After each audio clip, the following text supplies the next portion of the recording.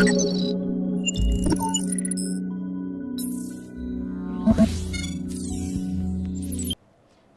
viewers Kanal 3 yang lagi ada di rumah, di kantor, atau lagi di kamar, sedang rebahan nonton channel ini. Kali ini saya Ratna Jarum, dalam episode Melek Hukum kita kali ini saya kedatangan tamu spesial saya. Kenalin Mas. Halo, selamat sore, atau siang, atau pagi, atau malam, dimanapun Anda berada, selamat menonton di Kanal 3. Oke, Mas Rudi akan menemani saya dalam diskusi kita, tapi sehari-hari mungkin viewers pengen tahu nih Mas Rudi itu di mana, sama siapa, pulang jam berapa, alah. Kenalin Kalau saya profesinya apa, Mas? sehari-hari aktif di dunia migas dan geothermal. Iya. Ya, saya keluarga, family, punya anak 2. Oke, ya. Nah, Mas Rudi, mungkin kali ini ada banyak sekali viewers yang bertanya. Ada masukan. Nah, ini kita sampaikan ya. Iya. Teman-teman, viewers, ada pertanyaan mengenai bagaimana sih jika kita punya pasangan yang selingkuh lewat chatting. Iya. Nah, ini diketahui pasangan ini berdua suami istri masih tinggal satu rumah. Bisa nggak sih mempidanakan pasangan kita hanya lewat bukti chatting, ya? Karena apa? Karena mereka si pasangannya ini yang ini nanya, saya takutnya mereka nggak cuma chatting doang, tapi ternyata ketemuan gitu. Ketemu di luar tanpa tangan dia ya. Jadi gimana nih Mas? Kalau Mas gimana nih? Mungkin di dunia profesional dan pertemanannya yang banyak di di lingkaran atau di circle Mas Rudi, ada nggak sih juga kondisi-kondisi kayak gini gitu? Wah, ini topik yang dibilang berat banget ya. Dibilang ringan ya ringan. Iya. Jadi gini Mbak Sehari-hari ya. Iya, sehari-hari saya rasa Banyak yang apa tuh masalah perselingkuhan ini dalam permasalahan permasalahan klasik ya. Permasalahan klasik itu baik di pertemanan maupun dalam pernikahan. Iya, zaman belum ada aplikasi tuh selingkuh ya ketemu Sudah, ya. iya. Ada juga ya lewat surat. Mungkin dulu juga lewat surat-surat atau apa, dulu ada gitu BBM ya kan. Ada pager ya, zaman dulu cuma pager. Aduh, Jadi ketahuan agak-agak ini nih, jadi agak-agak sulit Mbak ya. Sulit ya. Padahal karena apa? Selingkuh itu kan ada beberapa faktor yang mempengaruhinya Mbak ya. Satu yang utama adalah adanya kesempatan. Oh, sangat coba-coba. Oh, enggak Mbak, adanya kesempatan. Oke, Ya, kesempatan. Kedua, mau coba-coba cari alternatif ya. Ternyata kok enak gitu. Iya, Jadi keterusan. dilanjut. Ternyata kok nyaman. Nah, gitu. Terus? Yang ketiga yang lebih saya utama itu adalah masalah kenyamanannya Mbak. Iya, betul, Ya, betul. itu ya. jadi saya bilang tadi kalau ada kesempatan, ada coba-coba. Yang ketiga tadi ada rasa nyaman. Iya ya, jadi dulu tuh kalau nggak salah ada peribahasa tuh Mas, peribahasa Jawa ya apa? Apa tuh? Sering ketemu apa?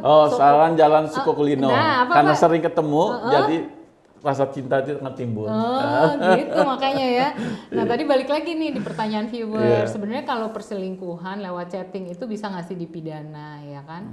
Teman-teman perlu diketahui, perselingkuhan itu tidak diatur dalam Kitab Undang-Undang Hukum Pidana. Betul. Ya. Itu berarti masuk dalam delik aduan ya Mbak ya? Iya, bukan masuk dalam delik aduan, tapi memang nggak diatur. Tidak diatur ya? Tetapi KUHP cuma bilang mengenai perbuatan zina masuk dalam kategori hukum pidana. Kalau chatting doang kan sebenarnya nggak ngapa-ngapain, cuma saling memuji misalnya gitu ya. Kayak judul lagu saling memuji itu. Ada ya? Ada. Siapa? Santi Mbak. Santi ya, oke. Nah, jadi di sini di pasal 284 perbuatan zina merupakan tindak pidana. Tapi di sini harus dilakukan dulu nih. Ini adalah hubungan yang memang salah satunya sedang menjalin hubungan pernikahan. Ya, jadi kalau mereka suka sama suka dan masih single, tidak masuk dalam penerapan hukum tersebut ya. Jadi untuk pertanyaan viewers yang tadi, boleh nggak sih mempidanakan pasangannya dengan bukti chatting? Nah, di sini sepertinya laporan itu masih kurang. Kenapa? Karena KUHP tadi saya bilang tidak mengatur mengenai bukti-bukti chatting. Tetapi sebenarnya kita ada nih undang-undang baru kan, KUHP zaman Belanda ya. Undang-undang mengenai informasi transaksi elektronik atau undang-undang ITE. Ya. Jadi kalau orang misalnya nih si pasangan dia nih pacaran nih sama bapak-bapak. Nah, terus udah gitu dia ini mendistribusikan, saya pengen upload video saya, sehingga Yes. nanti kan di sini orang lain jadinya tahu. Nah, seolah-olah dia mendistribusikan. Nah, di sini ada yang masuk dalam kategori undang-undang ITE tadi, Mas, karena mendistribusikan dengan sengaja tanpa haknya memiliki muatan yang melanggar kesusilaan. Berarti yang kena itu adalah yang mendistribusikannya, Mbak ya, Iya, bukan betul. pelakunya ya. Bukan. Jadi ini Tapi pun pelakunya juga- aman-aman aja nih. Iya, Yes. jadi jadi ini terkaitnya adalah pelanggaran kesusilaan. Kesusilaan itu kan sebenarnya balik lagi ya. Iya. Karena setiap orang ini sifatnya subjektif ya. Jadi bukan terkait perselingkuhannya, Iya. tapi karena Perbuatan menguploadnya tadi. ya. Jadi bukan karena hukumannya jadi berbeda gitu Iya, ya. iya. Jadi kalaupun ingin melaporkan sih sebenarnya sah-sah aja, tapi ingat harus bawa bukti. Ada identitasnya, saksi, dokumen-dokumen lain. Nah, kadang-kadang mungkin orang juga mau lapor kan malu ya. Aduh, ntar jadi ketahuan deh nih. Apalagi sekarang istilahnya apa sih, kalau cewek itu pelakor, kalau cowok Iya. tuh apa sih Pebinor. ya kan. Nah, jadi teman-teman di era digital kayak gini, hati-hatilah ya. Jadi bukannya tidak mungkin, tapi mungkin juga ada ya 1-2 kadang-kadang mungkin pasangannya sebenarnya tahu ya. Betul. Tapi ya udahlah, mau gimana lagi, toh ntar dia juga pulang ke rumah misalnya gitu ya. Tapi sih balik lagi, ini sebenarnya sikap pasangan sendiri bagaimana untuk mengatur urusan dalam negeri keluarganya itu sendiri ya. gitu. Jadi jelas ya pertanyaannya, bukti chatting tidak bisa dipakai dijadikan, sebagai laporan untuk tidak bisa tindakan pidana. Mbak. Tindakan pidana ya.